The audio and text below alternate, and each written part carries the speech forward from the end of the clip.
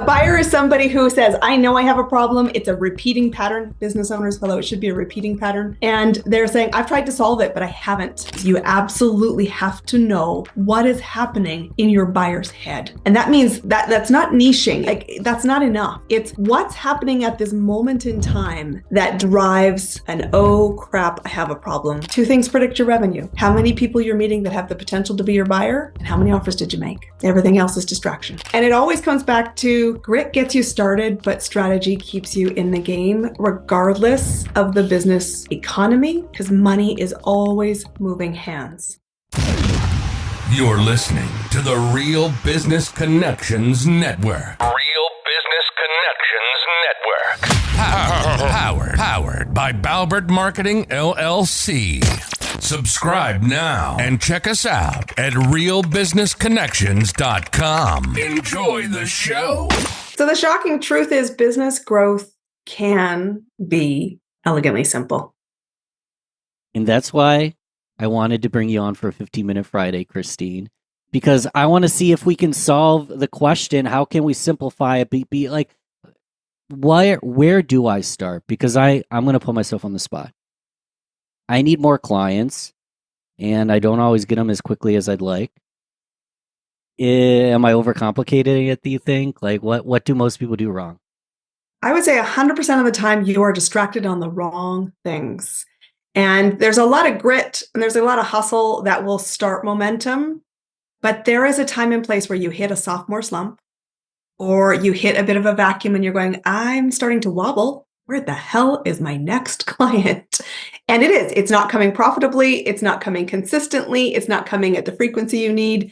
And it always comes back to grit gets you started, but strategy keeps you in the game, regardless of the business economy, because money is always moving hands. But you've got to understand how to play the game. Money's always, I've noticed even like in like an economic downturn, restaurants are pretty full most of the time. People are spending money, right? They're more motivated than ever because their bandwidth or their runway is shorter. So first thing is you got to know what a buyer is, because that's the first piece of the puzzle. I will just kind of snap this in. Buyers is who you're looking for. Not just all visibility is equal. Buyers are problem aware. They're already actively seeking a solution that they've committed to, which is number 3, because they have tried something and it hasn't worked, which means they're searching. Your job is to get found. And there's 3 foundations that will help you do that, because our goal is to find the buyer, attract them, convert them, and that's the engine of client growth. And you said there's 3 foundations, or those are the 3 foundations? Nope, there are 3 foundations. So first off, you just need to know what a buyer is, because I think half the world does not realize that they're looking for somebody who already has a problem and they're aware of it and they've tried to solve it. And we're in the convincing game. And trust me, you'll go broke in that lane. Get out of it. So a buyer's not just someone with a wallet in their pocket? Correct. What's a buyer? A buyer is somebody who says, I know I have a problem. It's a repeating pattern. Business owners, although it should be a repeating pattern. And they're saying, I've tried to solve it, but I haven't. And that means I know I'm part of the problem and I want to find a solution. And I know it's going to be uncomfortable. So please help me move. And this is the first piece of the puzzle. The first piece of the 3 foundations every business on the planet needs to understand is you absolutely have to know what is happening in your buyer's head. And that means that's not niching. It's not a vertical like chiropractor or a small business owners. That's not enough. It's what's happening at this moment in time that drives an, oh crap, I have a problem conversation that's happening in their head. You've got to be able to know what it is. And the key to the success of this is that you have to sit with them in the dark where they're Googling on Pinterest, YouTube, or TikTok, or somewhere on social media, and answer to a problem they have tried to solve already. You need to sit there in the dark with zero judgment, empathy, and compassion and say, I see you. You're spinning. Do you know that's not the only option? And that's step number 1. That's the first foundation every business owner needs to master. One question on that. Mm-hmm. I can't hide under their bed and watch them in the dark as they're Googling things. How do I know exactly what they need? The first thing is a simple one, conversation. Yeah. People buy from people, even in a really digital age, which means you need to listen and get into more conversations. Because truthfully, while you think your avatar is a woman who's 50, who lives in Boise, Idaho, has 2 dogs, a cat, and a $6K salary, I'm going to tell you that the guy standing in front of you in Starbucks might be your next client. Wake up. What's the It's second not helpful. found? So that's It's the not first piece. helpful. The second piece is, there's a lot of tactics that work to find clients. I don't care what tactic you run. If you do not have a game plan and a strategy to move somebody from curious to paid client, your tactic is useless. And so the piece is you have to have a strategy. And it's a lot of steps that have to be congruent, intentional, and so much slower than you are making them because they're scared and they're in the dark and they're going, I don't really want to change, but I know I have to. And they're kind of kicking and screaming. And sometimes they really are kicking and screaming, but they need implementation. And so you have to have a strategy. And to me, that's who are you? Where do you want to play? What makes you win? Why are you the must hire and not just a likable expert? You have to think this through because you have to have a predictable plan that you can repeat that moves somebody from curious to paid client. And when you're really good at this, it takes still on average 90 days to get there. If you're not great at it, your runway's even longer. So get great at it. If you want frequency and you want predictability, but you have to have a strategy. And a lot of people have tactics. Very few people have the time and discipline to sit and say, answer the simple questions that unlock everything for movement. Because movement is the key, 1% a day, because movement's what builds your momentum. So this might be repetition, but I know what I'm talking about. I'm super likable. I know what I'm doing. You mentioned likable expert versus must hire. I get a gist of what the difference is, but what's the difference and how do we bridge that gap easily?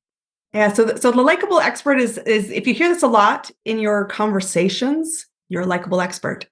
Someday I'll hire you. Mm. Mm. My favorite is you're a Did good that sting a little? My Someday favorite. I'll hire you. Someday I'll be a grown up. Someday I'll be ready. Someday I'll have the money. Someday. You are in the slow lane of a someday client, and your business needs a client today. So that's what the first is. I just want to give you my one favorite one. Sure. You're a great salesperson. If someone says that, but they didn't buy anything. Yeah, you're a likable expert. And truthfully, that means you have great engagement on your social media, but no buyers. Yeah. That's really another good clue that you're in the wrong spot. So a must hire person is somebody that has a track record of getting the results, has a track record of getting clients results, has a strategy and a system to getting repeatable results and the skills to help somebody predictably, your buyer, get the results. Because when that happens, you're the smartest money decision because they are not able to get there on their own. And you have to have certainty in yourself, in the offer, in your ability to get results, and you have to lead. I am the smartest decision you can make today. And recognizing 20 to 35% of people will say yes the first time.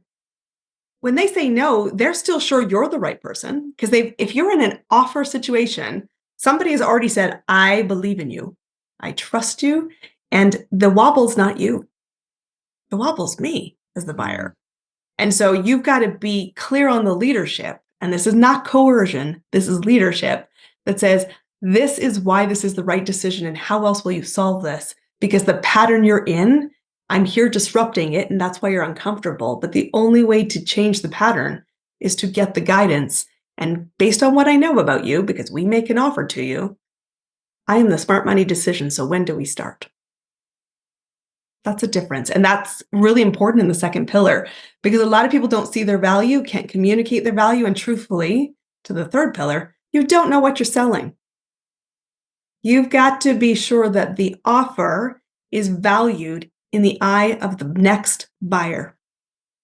It's not about how you see it. It's not about what you wish you had had. It's not about you and your features and benefits. And you get 3 of this and 7 of this and 2 lollipops and a balloon. Come on, guys. I have seen everybody's offers. That's irrelevant. And if the value is not higher then the investment, you never will reach agreement because you're a luxury, not an essential component to getting results. And so the clear thing is, what are you selling? Mm. So many people have these really abstract descriptions, really abstract, grandiose transformations as a result. People pay for one thing only, it's a result. It has to be tangible. They have to understand it in the language of somebody who's lost, not the language of somebody who's enlightened. And the big thing for me, it's got to be simply understood, because while you're selling a unicorn, I'm not Googling how do I tame a unicorn at 3:00 in the morning. And I see it all the time. It's like, in my world, I said, like, I stand for a client growth engine, which in many ways sounds like a unicorn. My clients come to me saying, I want my first client. I really need my next client. And I said, I know that's what you want. I don't want you to stop at one. We have to build the belief and the engine and the system so that you have repeatable client growth. And yes, I will dance out every single yes, because it's a new beginning and a fun new way to start a transformation or a result delivered. But I really want to know where we're going to be in 10. Because that's the big difference. So you've got to slow down to see, what are they searching for? What is valued? Why are you the must hire? How do you certainly move them? Because you know where to meet them. Those 3 foundations every business on the planet needs. It's actually 2 more, but they don't become relevant if you can't master these 3, because these are very simple concepts that once you master them, you can add gasoline. You can add extra marketing dollars and extra visibility and extra things around them, but they're the proof of concept you need. Where do we learn the next 2? Are we going to go over them I'll now? tell you what the next 2 are, because everyone's like, I'm a completer finisher. I need to know. Number 4 is influence. Like, you have to have leadership. And that's leadership of yourself as the business owner, leadership of your clients to actually get the result, leadership of the business money moving hands, and all of the things that support the back end. So leadership and influence is number 4, because without it, you are spinning in circles. And number 5 is business is math. You need to have a really good gear on your foundations, your dashboards, your KPIs, because not only do you need to treat your business like a business, you need to run it like a business. And that's true whether you're a solopreneur or a really big company, and I've worked on both ends of the scale. The most simple question I rock my clients with when they usually are with me in the first 90-day sprint is I said, do you have a budget? And they'll go, I said, no, not an idea of where your expenses are, and not an accountant. I mean a budget. What's your goal? What's your incentive plan? What are you investing in training? Have you built a budget to support your business? Because you would in corporate. I want you to run it so I know exactly where I go play and what I'm working towards and how I'm investing in my training, because the skills have to be acquired. So many people fall in love with the idea of being a business owner. I want you to fall in love with being a business owner. Because you get to write your ticket. There's a term, wantrepreneur. I know, I hate it's so true. I'm like, guys, the effort, this is simple. It is by no means effortless. But that's why it's important to work with mentors and people who've been where you want to get to, because they will help you put the effort in the right places. Because to the point of, why are we finding it so hard to find clients? You are so distracted on the things that are not driving your business. 2 things predict your revenue: how many people you're meeting that have the potential to be your buyer, and how many offers did you make? Everything else is distraction. And if you don't have enough clients already, it's a luxury you can't afford. So Christine, in a second, you mentioned the 1% change. In a second, we'll give it an assignment where we can make a 1% difference as early as to right now. But before we do, I'm thinking about my listener. Most of them aren't jerks. Most of them are at the very least likable experts. They wouldn't listen to this podcast or like me if they weren't. And if they're not an expert, they're definitely just like inches away. So they're likable experts or above. Yeah. So let's talk to those people. How can they follow up with you, social? You tell me, how can we get more Christine in our world? Yeah, the first invitation is a really simple one. I want you to come have a conversation with me. And that conversation can happen in any way you like. You come find me. My name is Christine Campbell Rapin. You can find me at christinecampbellrapin.com. And I want you to start a conversation of what is possible? How do I equip myself? And remember this thing, it's go time. Your next client is searching. I want you found. And I want you helping them get the result. And it's that simple. So come connect to me. Let's have a conversation on whatever way you want. You pick your lane. It's go time. And the beauty is that's in the notes, so you can click a link. If I'm driving, I'll click it, just click screenshot. And if I'm not driving, I'm grabbing a pen and paper right now because I'm going to ask you for our integration assignment. Like, what's one small task we can do as early as this second or as early as today to say, hey, it's go time and make a 1% change minimum? This is a really simple one. I want you to remember and write down and put a Post-it note around your workspace or on your phone home screen. What is a buyer? A buyer is somebody who is problem aware, actively seeking a solution. That means they're curious. So your number one job is to spark curiosity. And number 3, they're committed to change, but they need you to hold their hand. So I want you to be practicing the muscle as you are out making friends with strangers or meeting the guy in Starbucks or you're in a networking space or wherever you are. I want you to be listening and asking yourself, do I recognize a buyer here? And I don't want you to do anything weird or creepy with them, but I want you to say, I recognized a buyer, because that's how you prioritize your time. You need to spend time with more potential buyers and stop wasting time with people who are not going to be your business. If your number one goal is selling, do you recognize and can you build the muscles of the buyer? Post-it note, challenge yourself every day to say, I found 2 buyers. And then you have a really clear plan the next day, which is go talk to them. Simple. Pretty soon. Do you have a pen by chance? Yes. Drop the pen, drop the proverbial mic. All right. My pen is even red like a teacher. Christine, this was fun. We kept it simple, chock full of value. I'm going to re-listen to this one. There's notes so people can connect with you. But thanks again for coming on the show. This was a ton of fun. Absolutely my pleasure. Thank you. We'll talk soon.